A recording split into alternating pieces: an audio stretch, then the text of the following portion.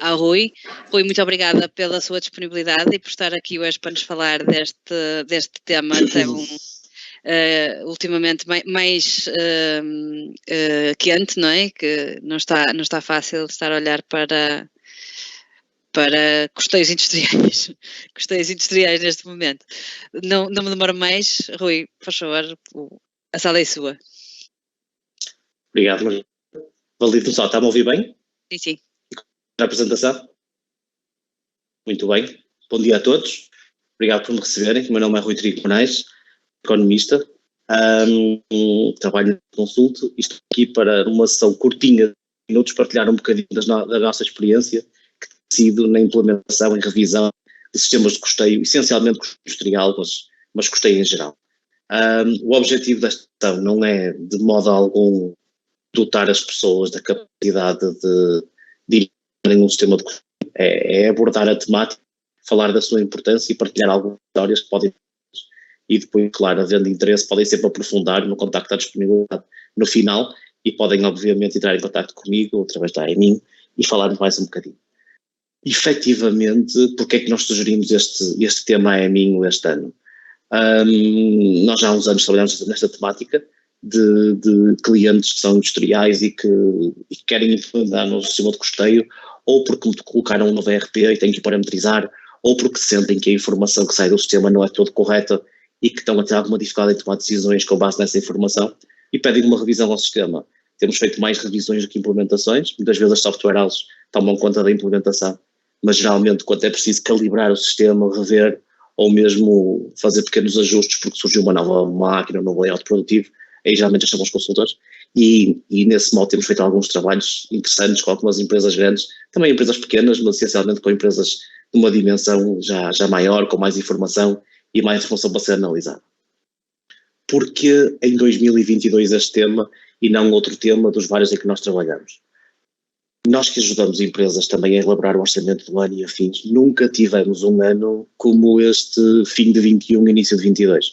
Nunca nos aconteceu clientes tão antigos que temos há tantos anos, a versão do orçamento de 22 ir à versão 1, versão 2, versão 3, versão 4, em alguns casos versão 5, porque efetivamente está muita coisa a mudar ao mesmo tempo. Nunca foi tão difícil prever as nossas margens ou a nossa atividade no próximo ano, porque, não sei se é o vosso caso, mas geralmente o feeling que eu tenho da maior parte dos meus clientes é que os custos todos estão a subir, todas as empresas estão a subir os preços, menos os meus concorrentes. Mantêm os preços iguais e eu não posso subir preços.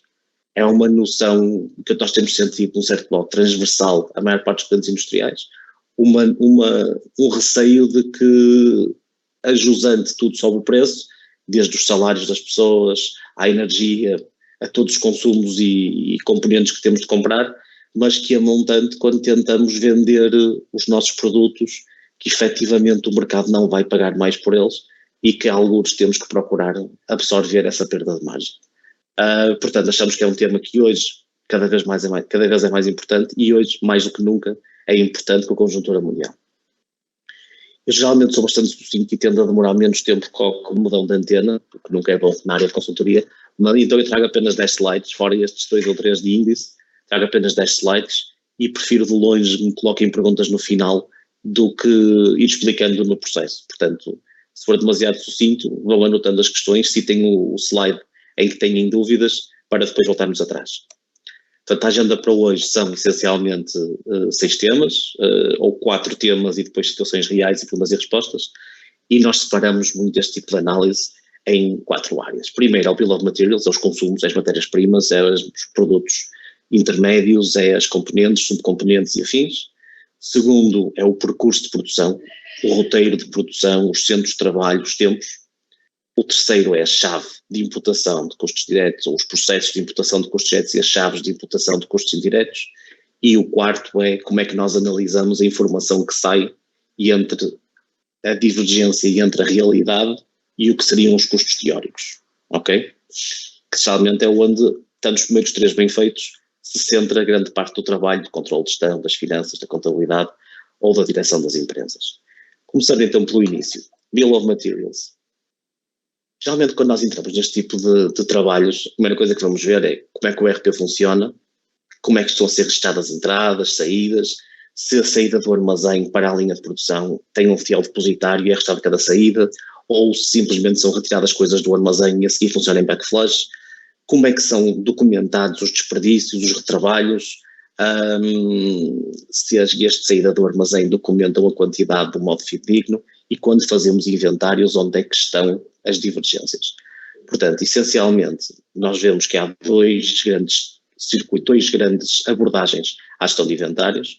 Uma é em backflush, em que eu digo, quando eu produzi esta caneta e a caneta está pronta, obviamente tem que ter saído do armazém uma carga, um invólucro, uma tampa e uma daquelas pecinhas atrás, que é fácil. Estão 10 canetas prontas, saiu do armazém 10 cargas, 10 tampas e 10 invólucros. Outra coisa é quando eu retiro do armazém um lote de 100 cargas para pôr na linha de produção, eu digo que saíram 100 cargas da linha de produção. Se seguirmos esta abordagem B, de ter uma guia de saída do armazém, obviamente há mais um ponto de controle e é mais fácil perceber se houver um desvio nas cargas, se foi uma tarefa do armazém ou se foi já numa tarefa de produção. Nas indústrias de alto movimento, às vezes é muito improvável que tenham fiel depositário e que tenham as guias de saída do armazém e muitas vezes o produto é armazenado logo nas estantes, a equipa de produção tira e quando o produto está pronto, por backflush, absorve-se o consumo total de todos os produtos. Posteriormente, e também ainda dentro deste tipo de tarefas, temos que ver as tabelas de Bill of Materials. Uma vez mais, pegando no exemplo de uma caneta, o Bill of Materials de uma caneta é uma tampa, uma carga e um invólucro. É relativamente fácil. Se chegarmos, obviamente, a um computador ou um avião, o Bill of Materials é capaz de ter 30 páginas com diferentes componentes, subcomponentes, subprodutos, matérias-primas e afins. Interessa ver se estas tabelas de Bill of Materials com que frequência são atualizadas, com que frequência são revistas, porque efetivamente nós quando idealizamos a produção de algo, por vezes no primeiro, segundo, terceiro ano de fabrico, deparamos com problemas, deparamos com aquela subcomponente que comprávamos já pronta, o fornecedor não tem qualidade ou não tem tempo de entrega, começamos a comprar 3 componentes onde nós que montamos, e então por aí vai sendo alterado. Em quantidades, exige uma revisão de custeio, ou em matérias-primas, ou em subcomposição do Bill of Materials, mas também em preços. Nós geralmente aconselhamos que trimestralmente seja revistos os preços com base na última compra, mas obviamente cada empresa segue o seu modelo. Notamos que por vezes chegamos à empresa em que temos Bill of Materials em que os preços são de há 10 anos atrás, o que obviamente gera quase sempre um desvio via preço, porque as coisas tendem a aumentar o preço. Por fim, há um trabalho mais detalhado e mais de fundo de análise de todos os movimentos de inventário. Aqui depende um bocadinho da qualidade do ERP, da qualidade da informação que ela é introduzida, mas querem produtos acabados, produtos intermédios, matérias-primas, mercadorias para venda, e identificar todo tipo de movimentos. A compra, que gera uma entrada, a devolução, a saída, a absorção para a produção, às vezes o abate e às vezes os retrabalhos, e quase sempre em 2 métricas. Por um lado as quantidades, quilos, unidades, conjuntos, quer que seja, e por outras em valor, euros. Euros, outra moeda. Simplesmente é preciso ter este bom entendimento das 2 realidades, que é o Bill of Materials, que é a ficha teórica do que vai ser consumido. Eu se pegar um inteiro ano e multiplicar pela Bill of Materials, eu tenho, em teoria, o meu consumo, ou tenho o meu consumo teórico, assumindo que o Bill of Materials está correto. Quando eu olho para o meu ERP, quando eu olho para o meu armazém e vejo a soma entre o que lá estava, mais o que eu comprei, menos o que lá está, eu tenho o meu consumo real. Algures na comparação entre estas 2 realidades, o consumo teórico e o consumo real, nós vamos identificar aqui variância. Variância de quantidade, quilos, unidades e afins, e variância de valor, euros, ou outra moeda qualquer. Ok? Medindo esta variância e identificando, vamos assumir que identificamos a variância de 10%, que é alto, 5%. Uma variância de 5% pode esconder 5% em valor, em euros, pode esconder variâncias de quantidade e variâncias de preço. E pode ainda esconder variâncias positivas numas matérias-primas e variâncias negativas noutras matérias-primas. Portanto, simplesmente concluir que no final a variância são 3% acaba por ser pouca informação pouco rica. Se alguns de vocês perguntam, mas porquê que é pouco rica? Se eu souber que é 2, 3%, posso simplesmente aplicar um coeficiente de 2, 3% em todos os meus consumos e já tenho valores reais. correto, mas imaginem que é 20% numa matéria-prima e menos 15% na outra. Amanhã há uma oscilação do mix de produção, começa a produzir mais o produto A da matéria-prima A e menos o B, e aquele coeficiente de 3, 5% já começa a não dar informação real. Além disso, não só a nível de rentabilidade, mas também a nível de gestão da produção, se o bill of materials não estiver correto e as saídas de armazém forem por backflush, podem amanhã, com base na produção e compras deste ano, assumir que têm no armazém 500 peças, fazem uma ordem de fabrico de 490 produtos que levam 490 daquelas peças, e a meio da produção, a produção para, porque só estavam 400 peças. Porquê? Estava incorreto o bill of materials e hoje a noção do estoque final que estava lá, que não resulta da contagem, mas sim da diferença entre o consumo, a absorção teórica e os valores que lá estavam iniciais, vai dar uma informação incorreta, gerando quebras de produção, gerando atraso na produção e dificuldade de planeamento.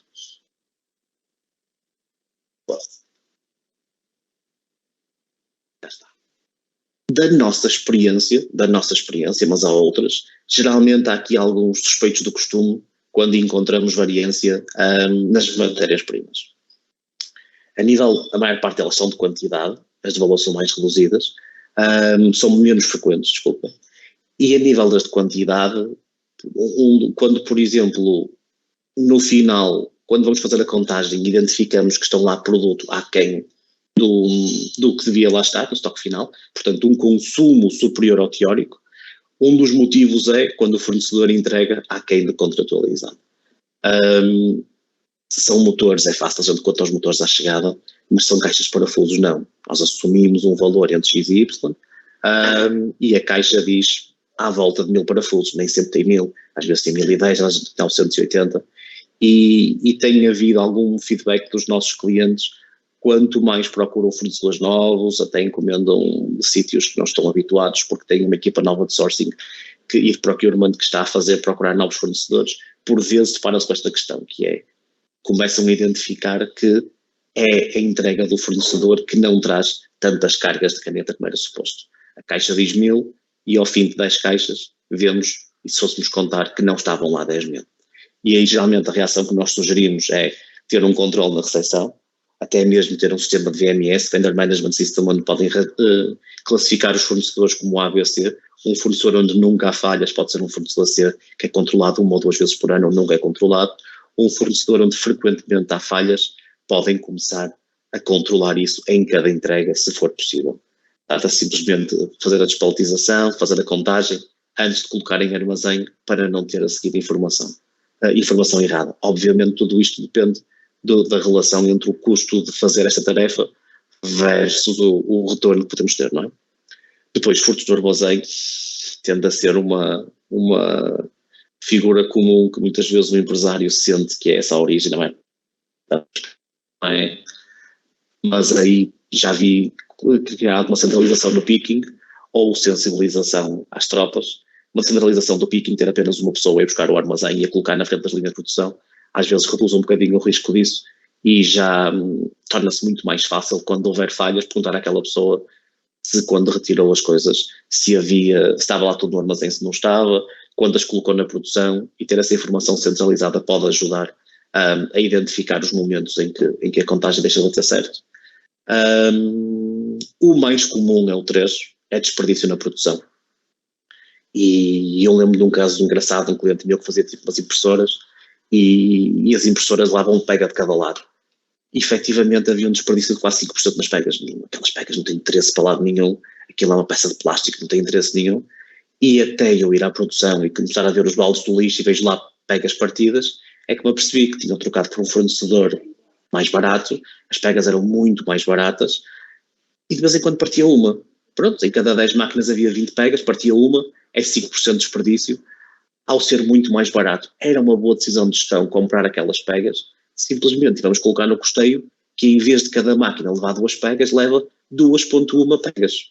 Isso pode parecer uma idiotice dizer que leva 2.1 pegas, quando não é um número integral, mas a verdade é que em grandes lotes de produção é o suficiente para passarmos a ter o inventário sempre em tempo real e sempre que vamos decidir a produção de um novo lote, sem dúvida alguma, sabemos as peças que temos no armazém e sabemos que são suficientes para aquela produção.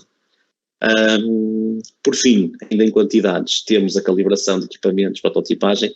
Por vezes, há empresas que fazem experiências, há empresas que antes de cada setup a máquina produz um bocadinho para ver se está bem, se está a funcionar, e às vezes a soma desses bocadinhos pequeninos, a soma dessas pequenas motivos que parecem insuficientes, tudo junto no final do ano, pode contribuir para 1 ou 2% de desperdício, e o truque é começar a documentar essas absorções, nem que seja, há um projeto teórico de uma investigação e de vez em quando vamos lá e dizemos absorvemos X componentes neste processo.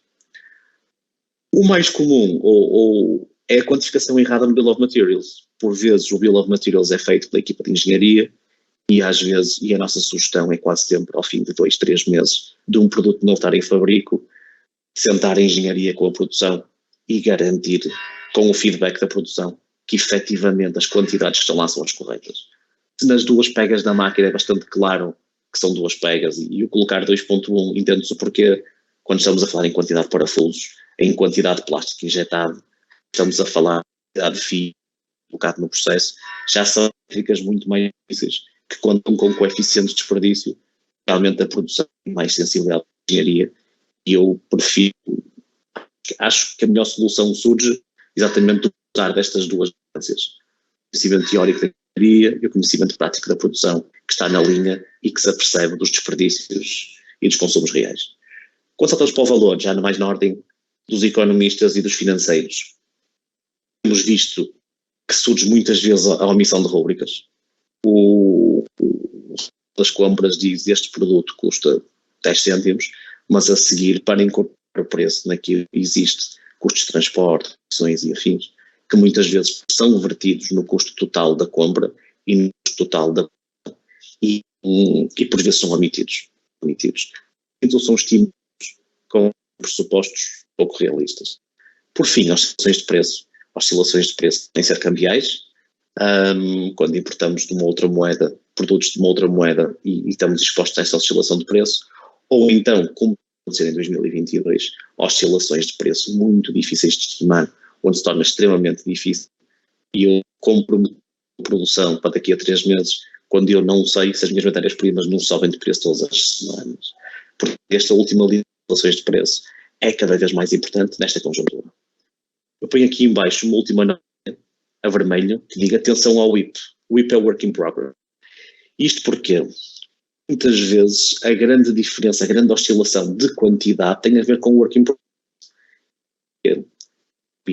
Se for um produto cujas tarefas são relativamente rápidas e eu tiver uma contagem de matérias-primas e mensal, aí é relativamente simples, porque no final de cada mês, quanto muito a produção do dia pode estar.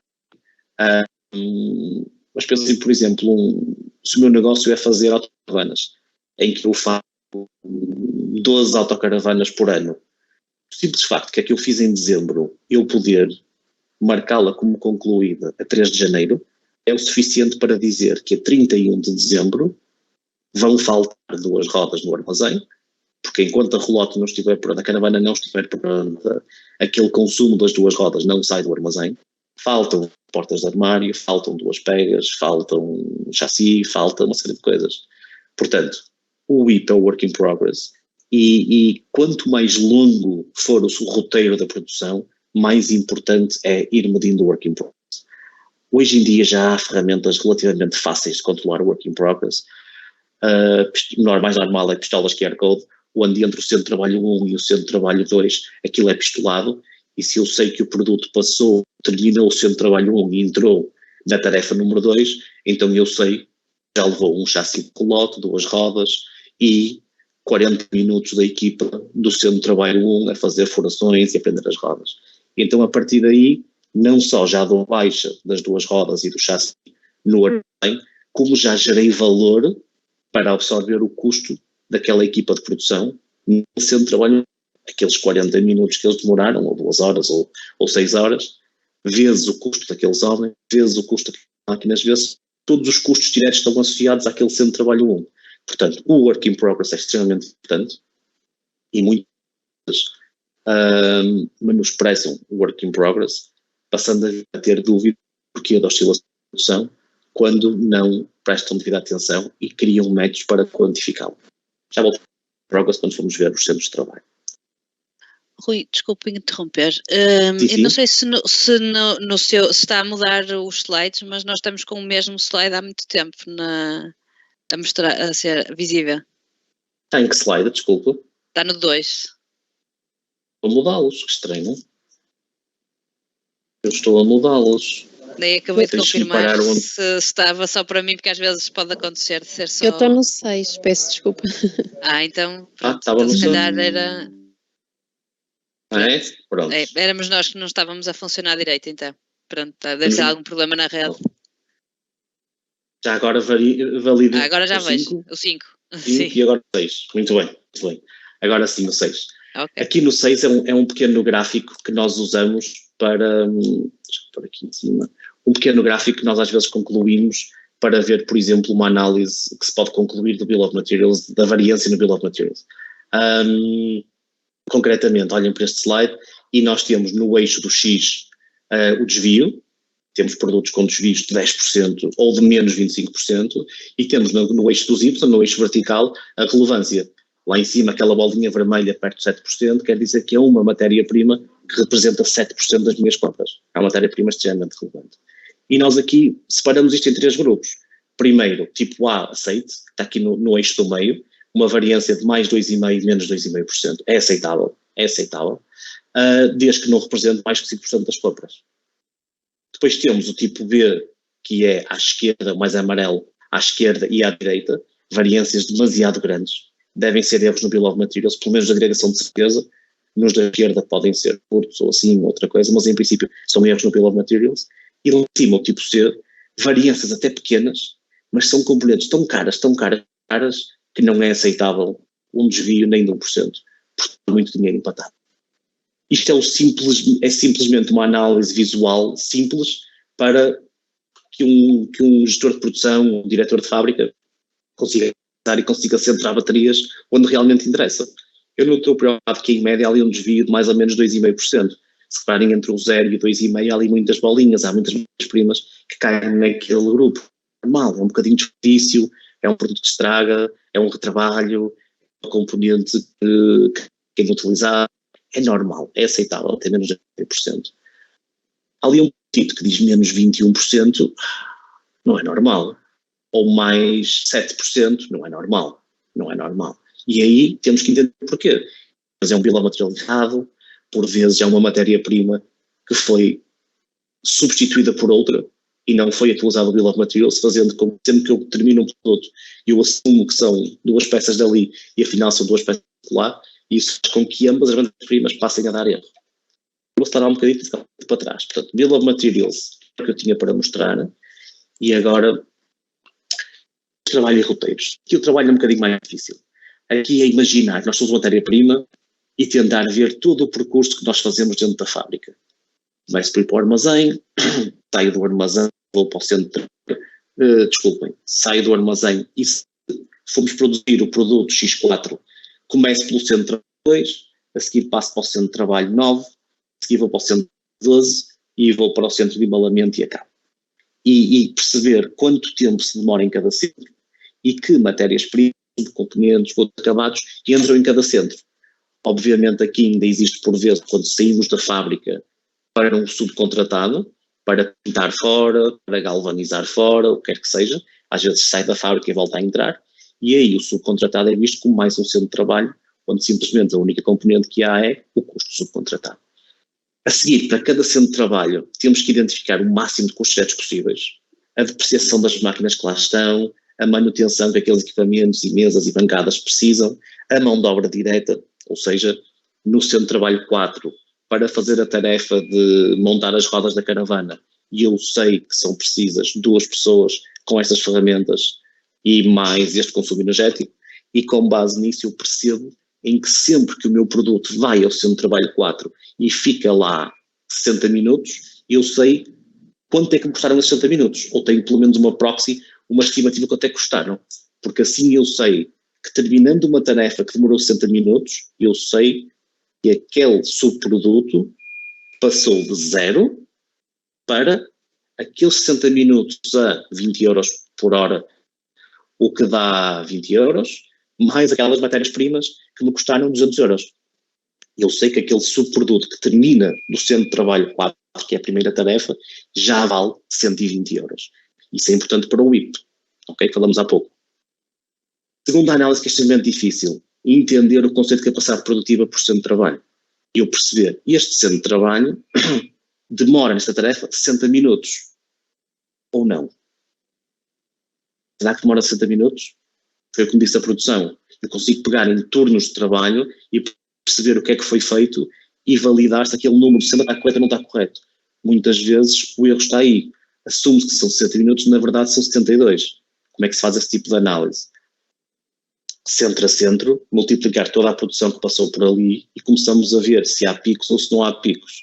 Quando geralmente é muito frequente que um centro de trabalho fica sempre muito aquém das 8 horas de trabalho, é sinal, e perguntamos se as pessoas estão sempre afetas àquele posto de trabalho ou se vão fazendo ali umas tarefas e outras acolá. Quando dizem que não, o trabalhador está sempre naquele posto de trabalho, então o mais frequente é que haja um erro na estimativa de tempo. E aí convém, se houver maquinaria com software próprio que gera esse tipo de informação, ir rever os mapas que saem das máquinas. Para empresas grandes é o mais fácil. Em empresas mais pequenas, geralmente pôr lá com um cronómetro ou pedir à pessoa da produção que de vez em quando comece a cronometrar as tarefas para garantir que o tempo é 60 ou 72 minutos. Também para perceber a capacidade, é importante ver quantas horas trabalhou aquele centro de trabalho ou aquela fábrica naquele período de um ano. E às vezes há horas extras, segundos turnos, férias e afins, e com base nessa informação também às vezes é errado multiplicar tudo o que é, dividir tudo o que foi produzido por 220 ou 232 dias de trabalho, quando se calhar houve segundo turno, em alguns momentos terceiro turno, X horas extras, Y horas extras. Convém computar isso tudo e perceber exatamente aquele centro de trabalho quantas horas trabalhou, para depois, quando diluirmos, chegarmos à velocidade real. Por fim, entender o conceito de tempos reais de fabrico, velocidade, setup, microtarefas e afins. Assim vamos mostrar um slide engraçado de um cliente meu que tem um tiar muito grande e que tem muita informação, e que ele dizia que os produtos saíam a X velocidade. Nós fizemos a seguinte conclusão. Em cima temos a máquina 1 e em baixo temos a máquina 2. Eram dois tiros gigantes a produzir o mesmo produto. E se repararem, por exemplo, no gráfico de cima, a linha começa no 100 e sobe até aos 120. Quer dizer que aquela é a velocidade média que aquele tiar está a fazer metros por hora. Em média faz 100 metros por hora e entre janeiro de 2014 e março de 2016 passou a fazer em média 120 metros por hora. O que é esta subida? Tem um muito bom gestor da produção, dos que já vi, e ele foi sempre puxando cada vez mais pela máquina para saber até onde aquilo começava a sacrificar a qualidade em prol de velocidade, e interrompeu e foi produto tentando ficar a máquina um bocadinho em cima das capacidades do fabricante. Também conseguem ver no gráfico à direita, canto direito, que existem lotes de produção em que se produziu 8 litros por hora. É impensável. Certamente foram lotes onde a máquina variou, interrompeu-se o tubo, afins. Portanto, quando analisamos esta dispersão semi-normal, temos que fazer um intervalo de confiança. Vai-me ver.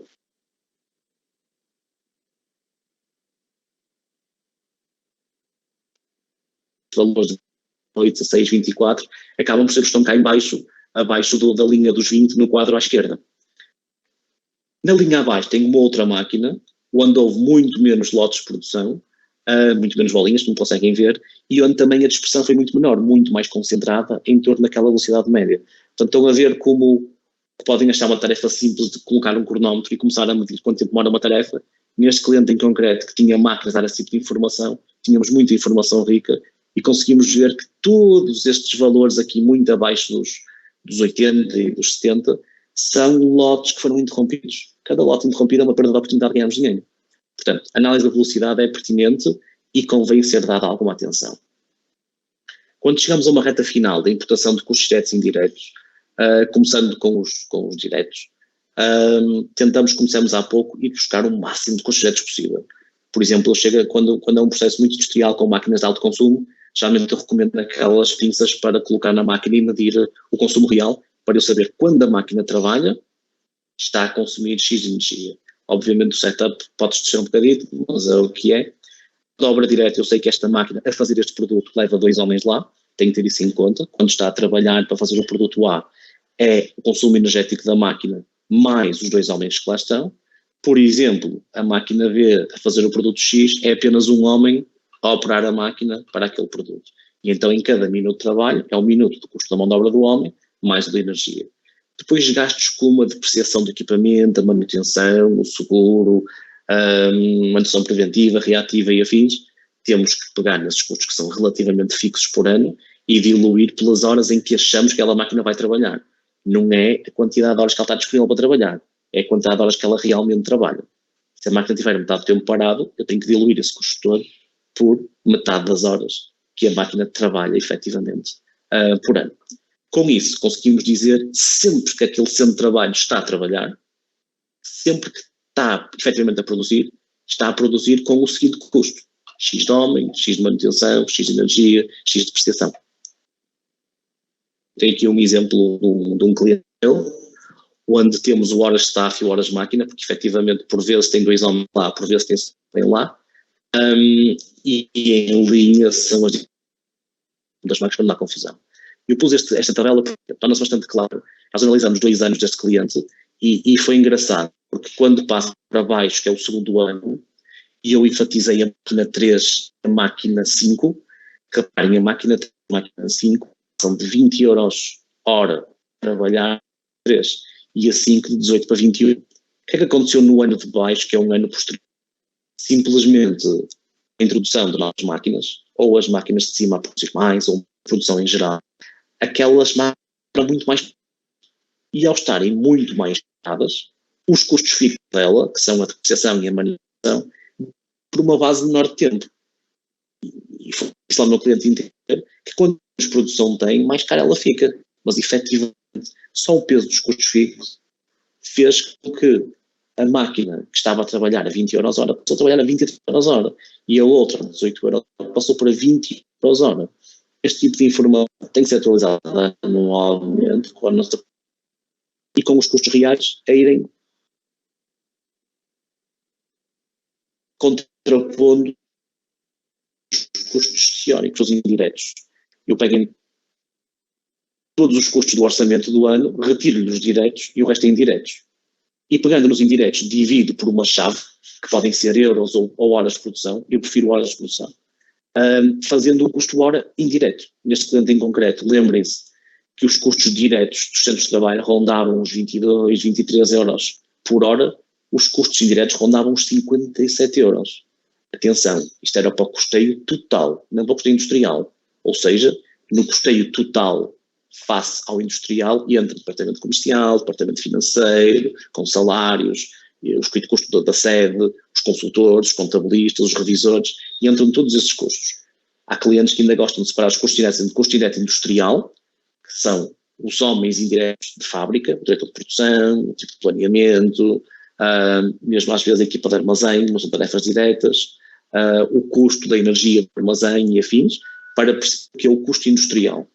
E ao lado tem o custo indireto do resto da empresa, que cresce em cima do custo industrial para o custeio total. Por que é importante ter a noção do custo industrial e custo total? Porque às vezes, eu sabendo no custo industrial, posso ponderar simplesmente desligar a fábrica e manter só a equipa comercial a vender e comprar outro lado. É uma decisão que pode estar no espectro do empresário, e perceber quanto é que lhe custa produzir o produto pode ser útil, purgando do resto do custo de escritórios e por aí em diante. Quando vamos analisar a variância, quando vamos, depois do sistema implementado, testar até que ponto aquilo está a funcionar bem, até que ponto dali conseguimos ter informação útil. Tenho aqui um exemplo do trabalho que fizemos, ainda está a parte em inglês, traduzi algumas coisas, mas não tudo, que era um cliente que tinha uma variância de 1 milhão e tinha que explicar. Era aqueles casos em que fui contratado pela casa-mãe, não pela equipa local em Portugal, pela casa-mãe, e efetivamente vimos que havia variância nas duas vertentes, nos Bill of Materials e nos custos diretos e indiretos. Começando pelo Bill of Materials, havia desvios de materiais, efetivamente havia coisas que foram consumidas superiores às teóricas, não conseguimos chegar a porquês, mas identificamos 200 mil euros. Havia 59 mil de ajuste inventário, que é a correção das contagens, que elimina parte dos 200 mil, e efetivamente sabíamos que 70 mil foi sucata, ou seja, o cliente marcado ao lado quando as peças estavam estragadas e era possível, pela FAQ do WIP em que aquilo ia, dizer quantas matérias-primas estavam lá em sucata. Portanto, aqueles 70 mil é unicamente em matérias-primas, os 70 mil não é o valor acrescentado que também estava lá em cima. Fazendo com que 211 mil fosse desvio de Bill of Materials. Temos também em preços, havia PPV que tem a ver com variações de câmbio, que no caso foram-lhe favoráveis, portanto era uma variância negativa, favorável à empresa, 206 mil euros, e havia muitos adicionais ao preço que não estavam a ser considerados, transporte, comissões, royalties, seguros de crédito e afins, que não estavam previstos no custo das matérias-primas e devia estar, explicando com isso que o efeito de preço fosse em 100 mil. Reparem, se aquele PPV, por acaso, no próximo ano invertia-se e fossem 216 positivos, estávamos a falar em 500 mil, estamos a falar em a grande variância de matérias-primas fosse por via preço e não via quantidades, o que mostra uma boa gestão industrial e uma oscilação a preço de fora bastante grande. Quando vamos aos diretos e indiretos, efetivamente a empresa estava talhada para produzir aqueles volumes e por haver muita oscilação durante o ano, teve alturas em que teve a equipa parada e teve momentos de pico em que teve que chamar mão de obra temporária. Isso foi um custo não previsto. Depois houve uma variação ali nas paletes, que tornaram-se muito mais caras e nos custos anos atrás, e muitos custos acima dos previstos, fazendo com que, dando a ideia de que o orçamento não está correto. 22 mil euros de custos superiores ao previsto. E agora, vamos difícil. Produção vem dos volumes estimados, 457 mil divididos entre custos diretos, indiretos e mão de obra direta. E este foi um choque para o meu cliente, porque ele dizia, no meu orçamento eu ia produzir 12 milhões e eu produzi 11,8 milhões. Não entendo porque é que me estás a dizer que a minha produção foi aquém do estimado. E eu produzi praticamente o que estava previsto no orçamento. Como é que a minha produção não me absorveu estes custos todos? Ou seja, estes 407 mil é o que no sistema de controle analítica vai a produção não diluídos. O que é que aconteceu neste caso em concreto? O cliente tinha dois tipos de produto, um extremamente complexo, onde havia muito valor acrescentado, e dizendo à sorte, em cada 1000 euros, 500 euros era valor acrescentado, horas homem, horas máquina, e 500 euros eram matérias-primas, portanto 50-50, e o grupo trocou-lhe o que iam ser 6 milhões de euros no ano de produção disso, por 6 milhões de euros de produção de um outro produto muito mais simples, onde 90% eram matérias-primas. Então pensem comigo. No meu orçamento, eu tinha ali uma fatia de 6 milhões de euros, que iam levar com 3 milhões de consumos e 3 milhões de valor acrescentado. E eu tenho uma equipa, maquinaria, instalações, a assumir que são precisos 3 milhões de euros daquilo. E eu retiro esses 6 milhões de produção e coloco 6 milhões numa linha, numa produção super simples, onde 5 milhões são compras cada hora. Vai haver logo uma diferença. Eu ter ali 3 milhões de horas homem, horas máquina, preparadas para produzir, e depois ter uma produção, porque 10 milhões de vendas, 10 milhões de fabrico, tinham 9 milhões de compras, tinha apenas 1 milhão de valor acrescentado.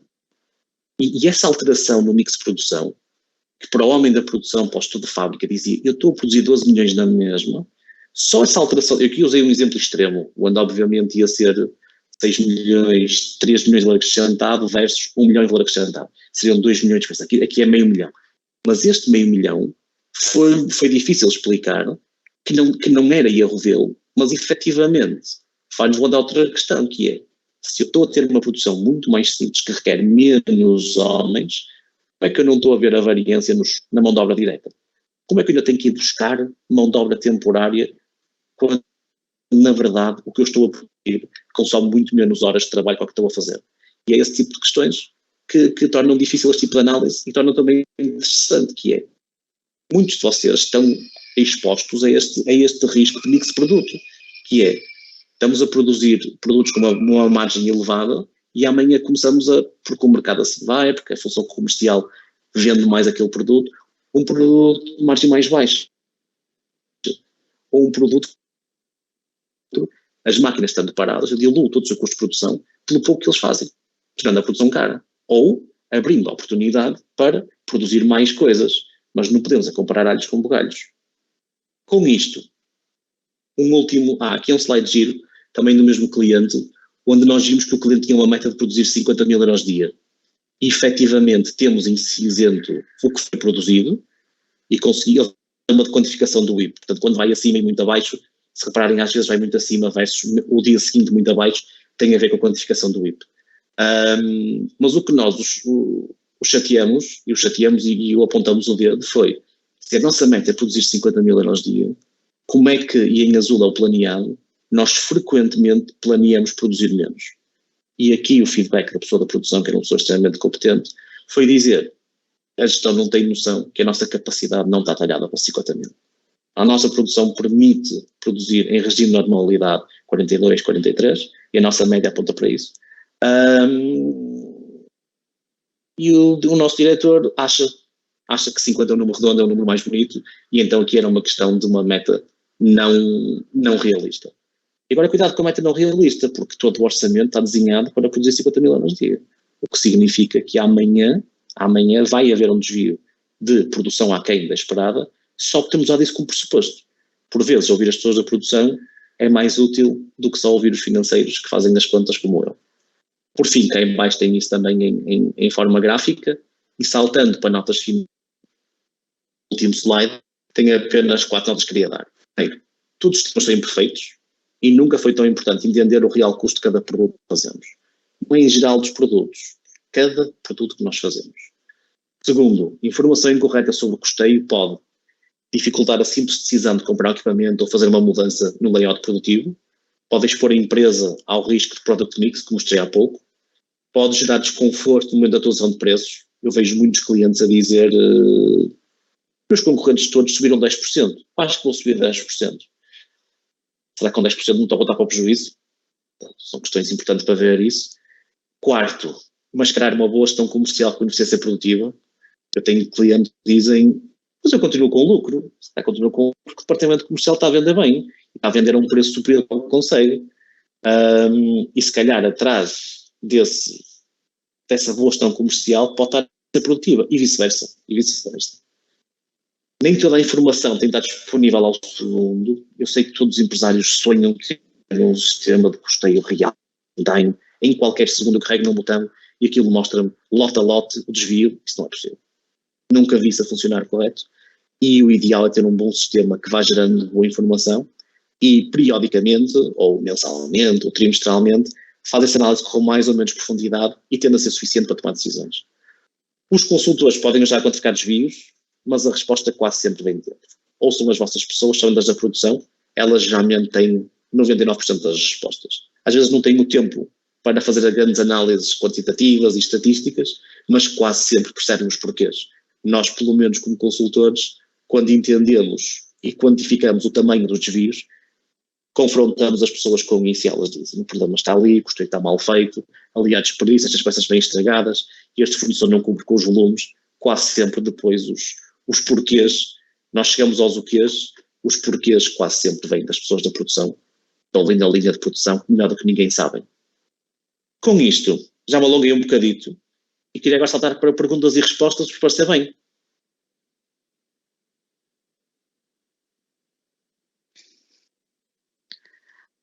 Obrigada, Rui. Abri então o debate à assistência, se entenderem que têm alguma dúvida ou se querem fazer alguma pergunta até mais de caráter particular.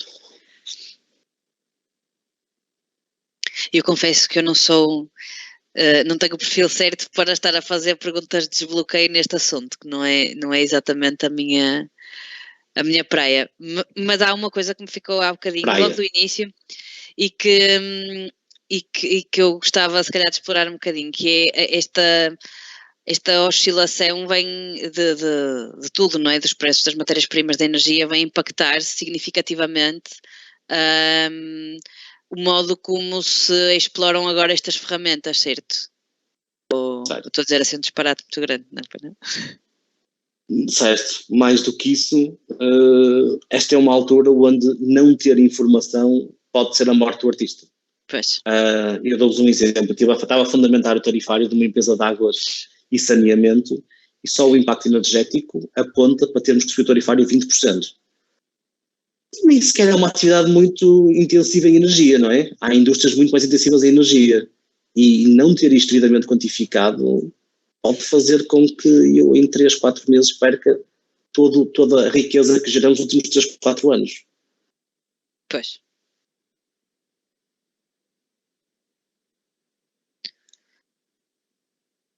Ora, nós temos uma audiência muito esclarecida, não? Já temos aqui alguém. Boa tarde. A Cátia Barros. Ok. Eu gostaria só de, e um bocadinho na linha do que a Margarida disse, gostaria só de ouvir a opinião do Rui, justamente sobre o sistema de custeio pelo custo padrão, em que se valoriza, em que os custos são baseados no custo histórico da empresa.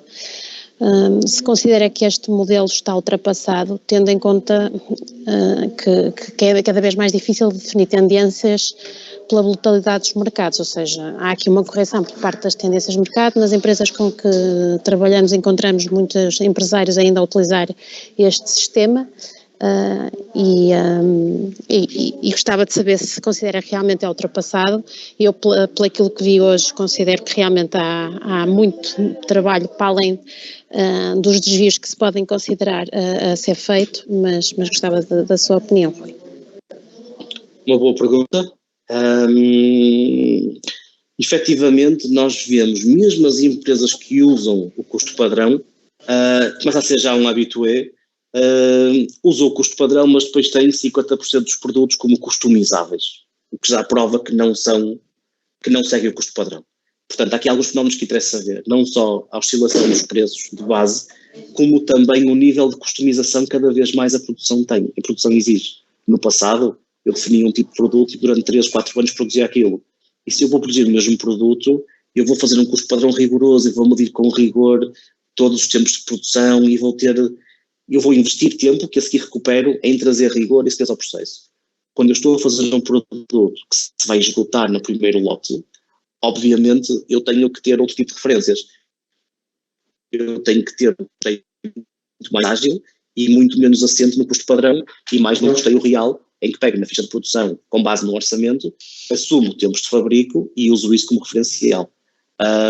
Quando dizemos que está esgotado o custo padrão, é sempre difícil, porque ele já hoje não representa a totalidade do custeio. Já hoje, mesmo as empresas que usam o custo padrão, vão sempre aumentando o custo padrão com o custo previsto para um lote standard. Quando falo também em custo padrão, também acho que está a falar da diferença entre produção em backflush e produção com base em saídas, e tem mais a ver com, ou seja, se eu estiver a produzir canetas a um volume enorme de milhares e milhares e milhares de canetas por dia, consigo estar a tirar componente a componente e a medir peça a peça até que tudo aquilo está a ser feito. E eu tenho de fazer por backflush. Eu tenho que ter o armazém perto da linha de produção, um abastecimento constante e de vez em quando ir medir, quantificar e apurar o consumo real. Já há sistemas giros hoje em dia, já tive um cliente meu que tem balanças debaixo de cada produto que mais roda para não ter que ter guias de saída e então tem um fiel depositário para motores e componentes mais caras, nas componentes mais baratas tem umas balanças que pelo peso dão um grau de certeza bastante elevado e nós temos o consumo real a ser feito na hora e não o consumo padrão. Ou seja, mal eu pego numa peça, aquilo, a diferença de peso já diz, foi absorvido um parafuso, foi absorvido uma folha de chapa, foi absorvido aquilo. Obviamente aqui, negócio a negócio, temos de ver se o custo destas soluções de algoritmos compensam o uso de referenciais de padrão. Segundo, se este rigor no processo não se traduz numa perda de margem em vez de um ganho de oportunidade. Portanto, negócio a negócio. Em negócios onde o faro do dono no meio da fábrica chega perfeitamente para quanto é que deve custar o produto e quanto ganha de margem num, quanto ganha margem no outro. Há negócios mais difíceis, com mais variação, onde aí sim tem que haver o seu mais rigoroso e tem que haver informação disponível em tempo real. Mais alguma pergunta?